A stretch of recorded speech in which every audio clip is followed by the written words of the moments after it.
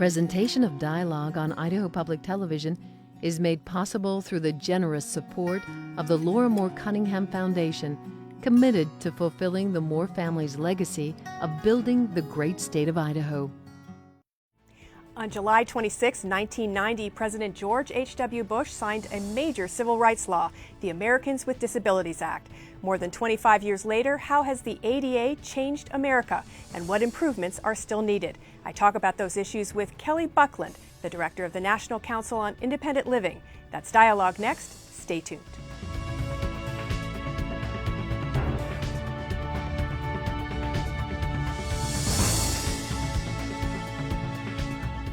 Hello and welcome to Dialogue. I'm Marcia Franklin. In many ways, we've become so used to its effects that we hardly notice them.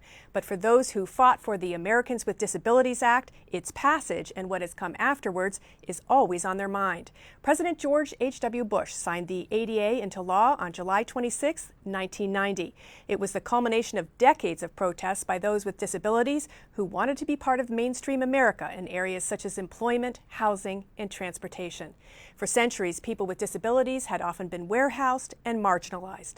As he signed the act, President Bush called it another Independence Day. Now, more than 25 years later, what are the major accomplishments of the ADA, and where do advocates still see the need for change? Here to talk with me about those issues is Kelly Buckland. An Idaho native, Mr. Buckland was paralyzed in a diving accident as a teen.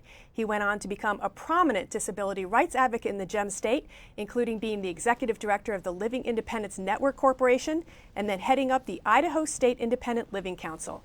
In 2009, Mr. Buckland moved to Washington, D.C., to run the National Council on Independent Living. He's back in Idaho for celebrations surrounding the 25th anniversary of the ADA, and welcome back. Thank you, Marcia. It's great to be back in Idaho. I should say welcome home because you still have a house here, right? We do. Maybe one day you'll come back for good. Actually, that is the plan. So. Well, in the meantime, you've been working on some very important and pressing issues. I want to talk about those, but first I want to ask you where you were in the end of July in 1990 when the ADA was signed. Do you remember? You know, I don't. I was here in Boise. I Yeah. remember that because I wasn't able to go back to D.C. Didn't have the money to afford to go back there. But I do. I don't know if you knew this, but I actually was injured on July 26, 1970. So on July 26, 1990, it was actually the 20th anniversary of me becoming disabled. And so it's kind of like a nice 20th anniversary gift, if you will, from President Bush. So You must have remembered some of the feelings, though, that you had at that time, finally seeing this come to fruition. Oh yeah, I mean, we had fought for the passage of the Americans with Disabilities Act for a long time, so watching it be signed into law was like incredibly exciting. But for me, it was also a little bit bittersweet because I really kind of wanted to be in DC and be at the signing, and had been invited to be there at the White House, but couldn't afford to go. But well, as I understand it, it was and maybe still is the biggest signing attendance of all time at the White House. Over 3,000 people were there. Yeah, and there's a lot of stories about that whole thing, and one of them was it was extremely hot that day. So they were concerned about that many people with disabilities being on the White House lawn in that kind of heat, and they were worried that people might actually succumb to the heat or be injured from the heat because of disability. And they talked about moving it in, and the advocates went wild over that because they were like, don't be treating us like that. The whole idea of the act was to have us not be treated paternalistically anymore, and that was kind of another, if you will, another shout of our independence was like, don't be doing that to us. So anyway. Well, I've read as well that really, if you think about it, it's the biggest civil rights bill in terms of how many people it covered in the last, in our lifetimes, really. I mean, of course, the Civil Rights Act that covered African Americans was large as well, and giving women the right to vote. But disabilities crosses so many lines. I mean, it crosses over into ethnicity. So its coverage is huge. Yeah, 57 million people. Or I think back then it was like 53 in 1990. Now it's up to 57, but that's the projection. Is 57 million people are covered by the act. So it's a very large bill. And the most obvious symbols of it for people are curb cuts and disabled parking signs and wheelchair ramps. But really, it's a lot broader than that.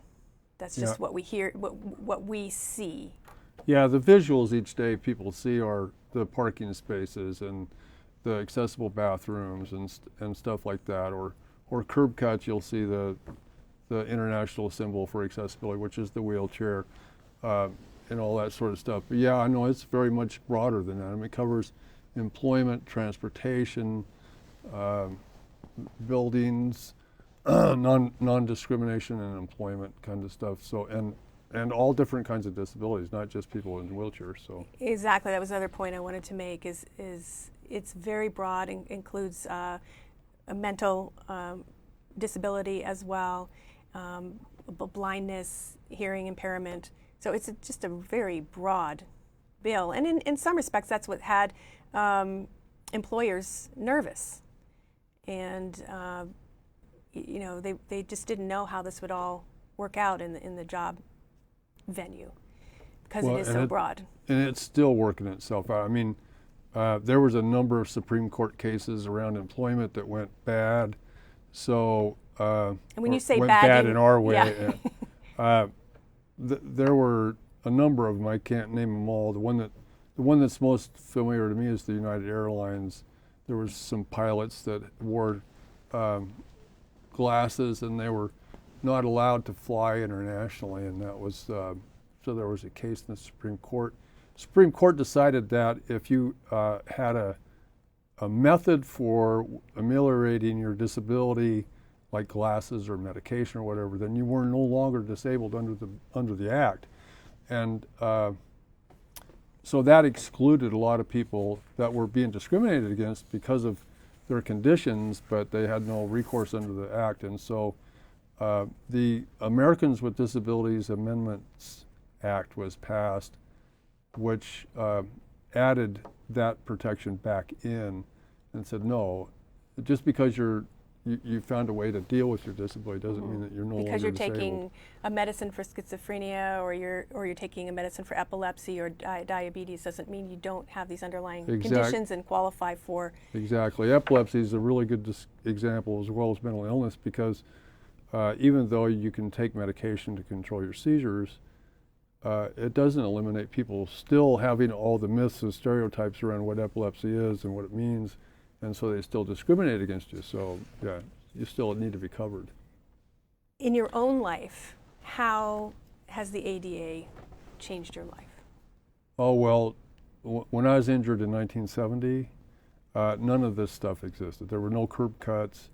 Anywhere you went, there was no bathrooms that you could use. So you either had to go before you left home or you went without. So, I mean, the world is a completely different place. And when I say the world, I really do mean the world. Like globally, our world has changed because of the Americans with Disabilities Act. It's changed the United States for sure, but everything's changed internationally too. In fact, in DC, I have a lot of opportunity to meet with people from other countries. In fact, there's a couple of delegations that are meeting with my staff while I'm here. To talk, there's a group from Korea that are coming in to talk to the staff there because the entire world is learning about what the United States has done in regards to accessibility and the rights of people with disabilities, and there's other countries fashioning stuff after ours. So now there is a UN Convention on Rights for persons with disabilities, and that was signed in 2006 by our representative to the UN, but it's not been ratified by the U.S. Senate.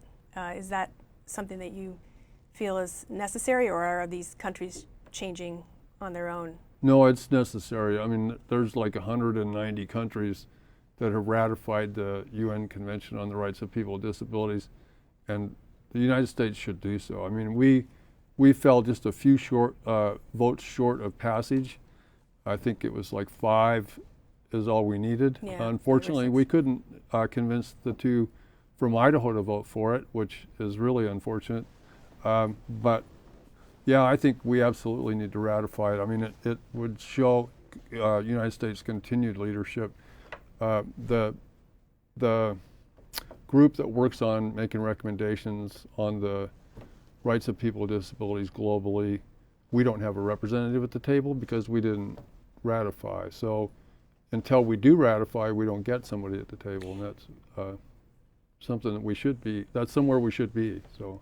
And I understand that this would help Americans traveling abroad as well. I mean, it's not just, some people want to work abroad.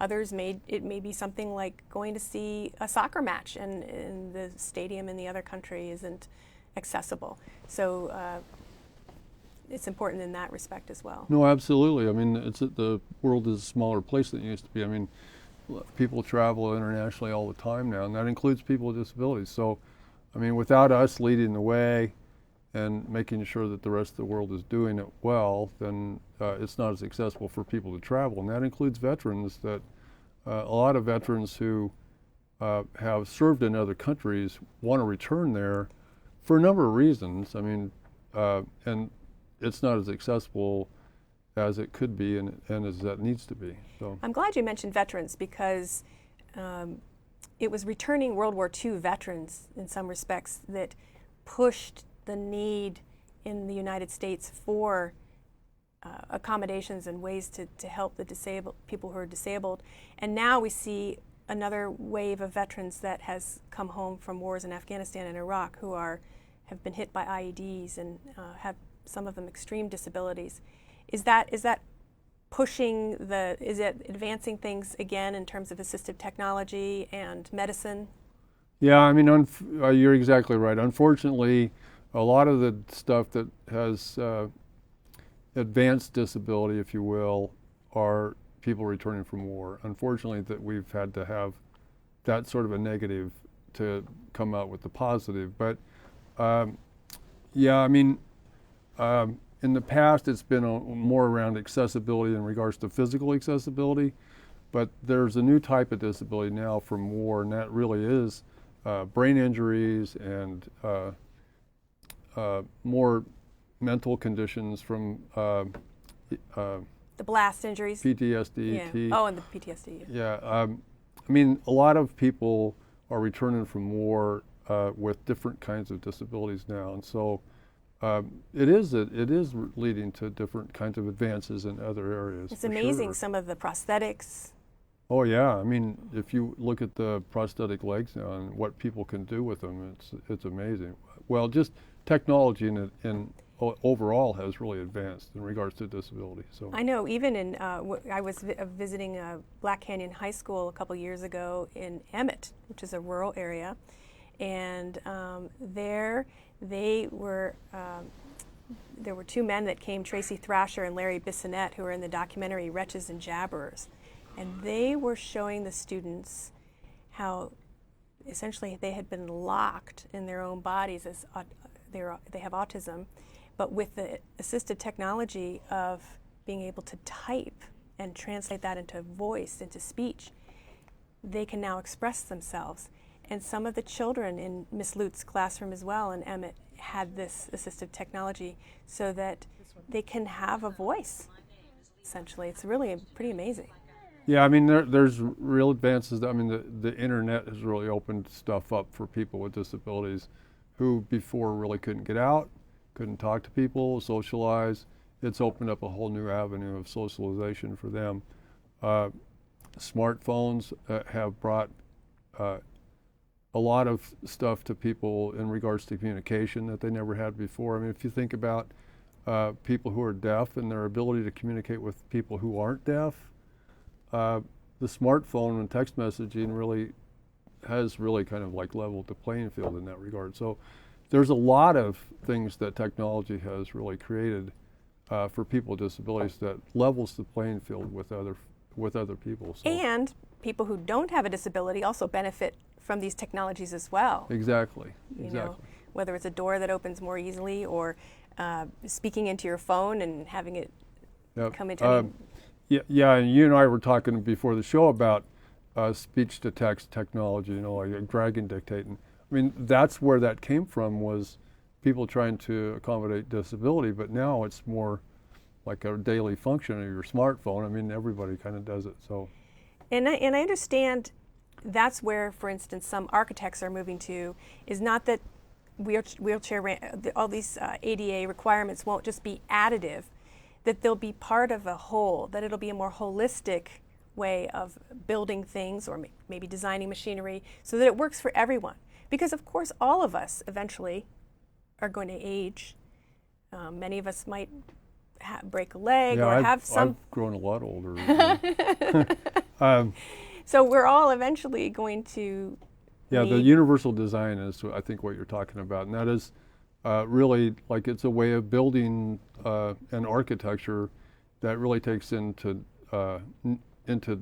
consideration all of the kinds of needs of different people. So they build buildings now that work for everybody instead of... Well, let's talk about buildings. I'm almost burying the lead here, but Idaho has a Capitol building.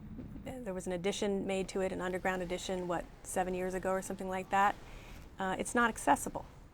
And correct. You've been pushing on that issue for a while, haven't you? And did you threaten to sue?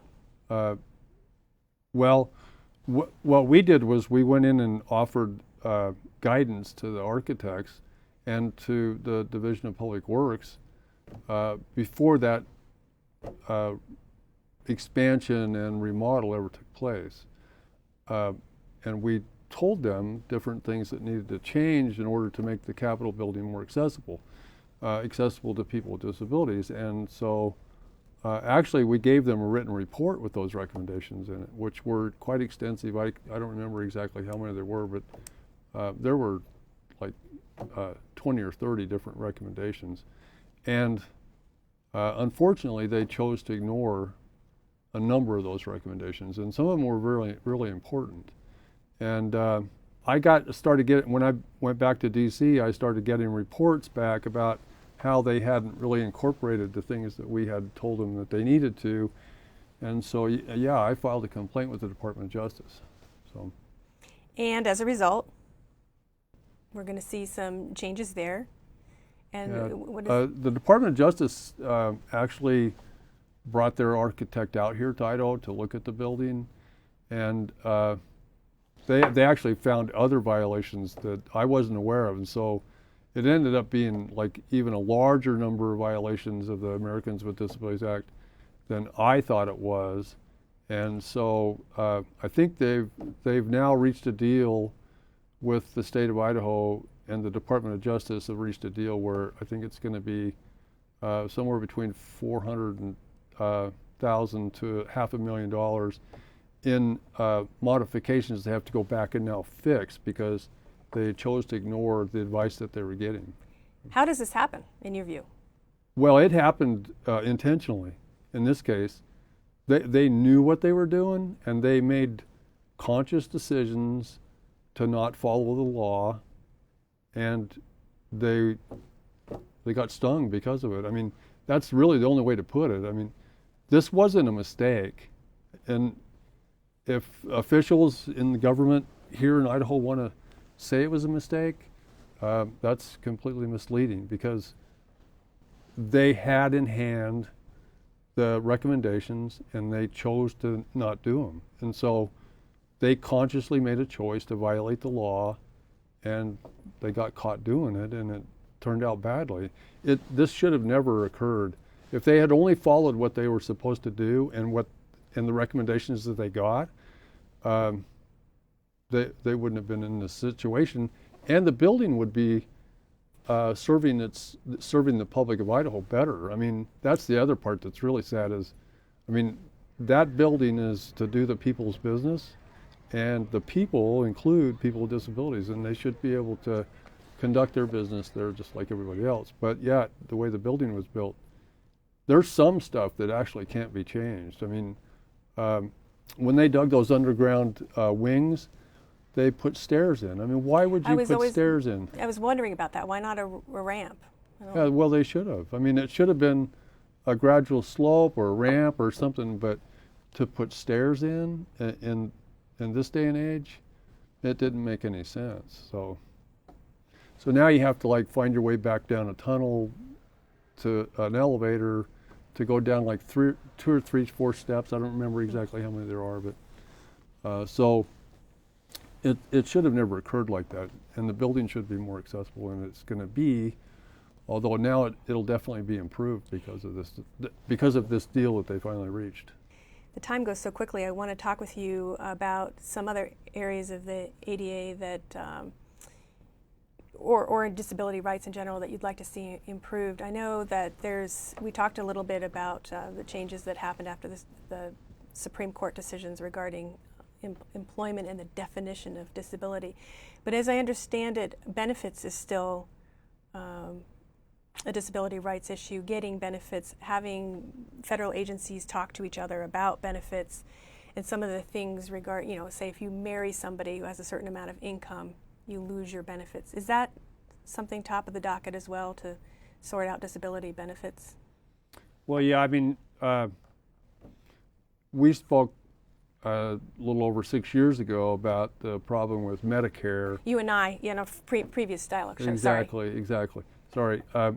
Yeah, about a little over 6 years ago when I was on your show, we talked about the problem with the 2-year wait in Medicare. That's still a huge problem. And people actually suffer greatly during that 2-year period because they can't get any medical coverage. And so that's still a problem, and we have to fix that. The problem has gotten bigger because the Social Security Disability Trust Fund is going to go broke at the end of 2016, and so there really needs to be some efforts made towards addressing that. I really think that we have such an antiquated system, and if you think about Social Security, the disability portion of it anyway, this was all created about 50 years ago. And it really hasn't been modernized, and it really needs to be, because it's connected to your ability to work. And so if people go back to work, they lose the benefits that they need in order to get to work. There needs to be a gradual off-ramp from Social Security versus like a cash cliff.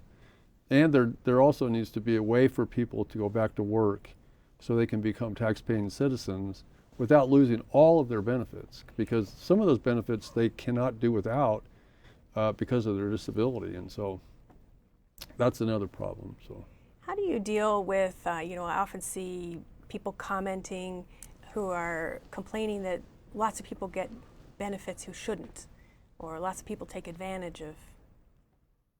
It's a myth. I don't know where it comes from, but the percentage of fraud in Social Security and Medicare is like less than 1%. That's really, when you're talking about a government program as large as Social Security, that's really small. And if you don't believe me, apply for Social Security and see how easy it is to get. It's very difficult. SSDI, Social Security Disability Benefits. Right. Aging, of course, you reach an age and you're eligible. Right.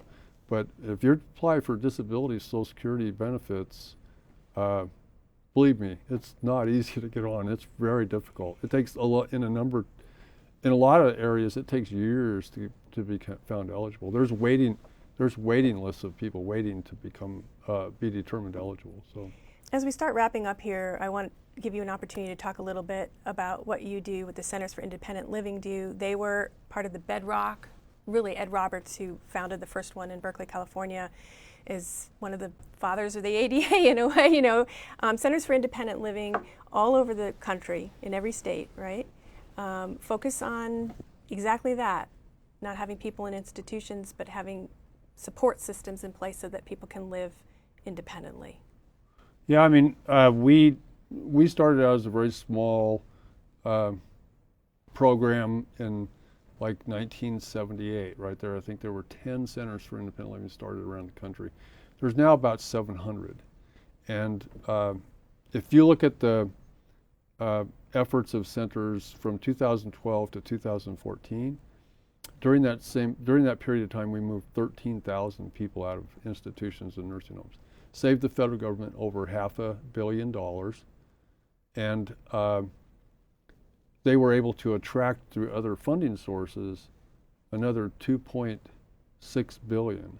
And so for a program that was only funded at $300 million in that same time frame, to save the federal government $500 million, you can see, I think, we're a pretty good program for the federal government to invest in. We hope they'll do more of it, because not only did we save money, but there's lots of people who are living much more independently as a result and not confined in institutions, and so we think that's a really good thing for America.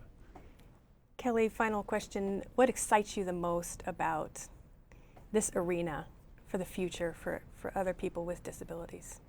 There are actually two things that excite me the most. The first one is the younger generation coming in. I've had a real opportunity to work with a number of people from around the country, the younger folks in their 20s that are coming into the movement, and they really got a great energy and a great passion for what the world should look like, and that's very exciting. The other thing is the technology. The world of technology, the way it's opening up, the possibilities for people with disabilities, well, and humankind for that matter, are really very exciting. If you think about the smartphone and how far we've come in really 5-10 years, and how it's revolutionized the world. And then I rode in the Google self-driving car twice, and to think about a car that drives itself, and for people with disabilities, what that kind of stuff opens up, and just all the technology that makes that work. I mean, I think the world's going to change in ways that we can't even envision at this point, because we don't have quite the imagination to get us there. But I think we really are in for some very, very exciting times. I mean, I can envision robots for people to accomplish a lot of daily tasks and stuff that they can't get done now. And so, and like I said, self-driving cars and all that kind of, I mean, it's really, really exciting. So maybe people with spinal cord injuries being able to walk again. Maybe. I mean, they're building exoskeletons now and all kinds of stuff. But I mean, mobility is the issue, not necessarily walking, but mobility. But yeah, I think the technology stuff is going to change the world incredibly. So. Great. Well, thank you for taking the time to talk with me and our viewers. That's all the time we have, unfortunately. You've been listening to Kelly Buckland. He's the Executive Director of the National Council on Independent Living. For more information on his organization, as well as the ADA, check out the Dialogue website. Just go to idahoptv.org and click on Dialogue. That's also where you can watch this program again and the other one we taped back in 2009. For Dialogue, I'm Marcia Franklin. Thanks for tuning in.